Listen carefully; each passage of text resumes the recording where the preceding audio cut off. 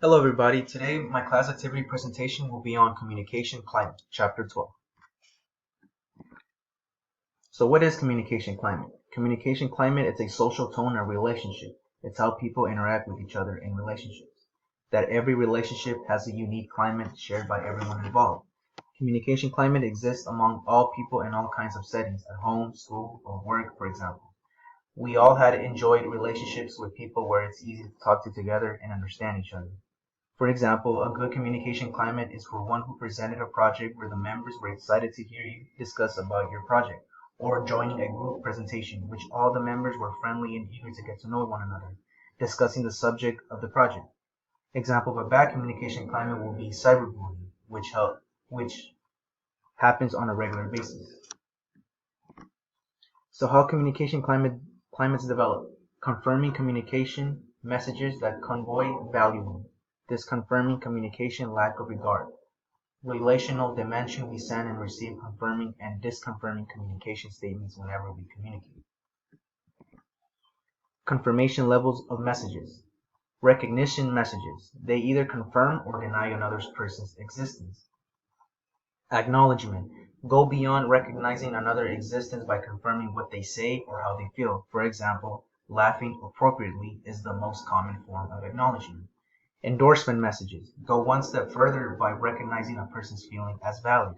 Or disagreeing messages, argumentiveness, complaining, aggressiveness.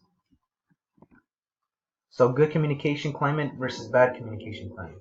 Good communication climate is in which the participants feel valued. Researchers say that positive communication messages construct a positive communication climate.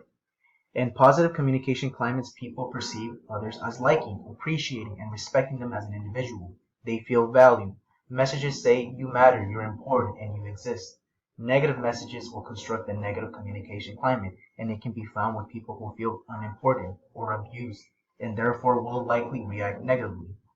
The negative messages will discomfort you, and they're known as saying, I don't care about you, or I don't like you, you're not important to me, you don't matter in this life. Based upon the messages we send in our daily communication that construct a relationship communication climate.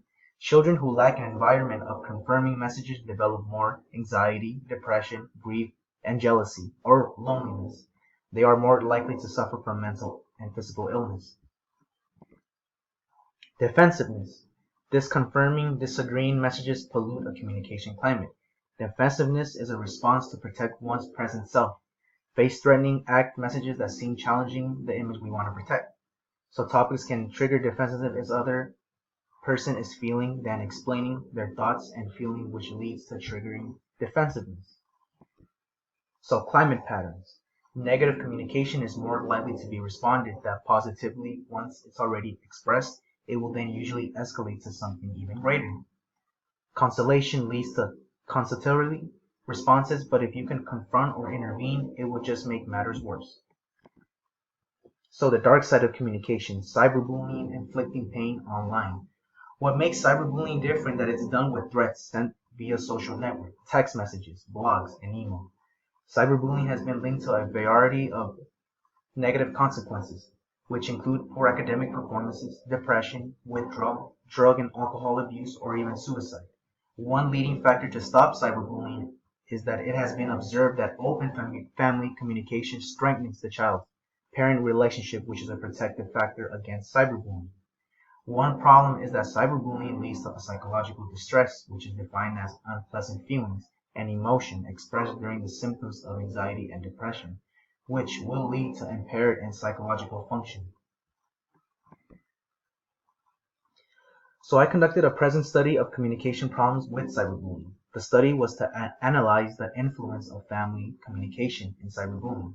Family communication problems are indirectly related to cyberbullying through psychological distress and attitude towards the transgression of social norms.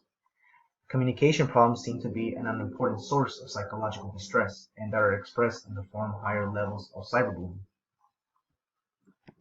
So for my activity, here are two websites that you will watch and write down two interesting facts, both each. And there you have it, folks. That was my class activity presentation, and hope you guys have a blessed day.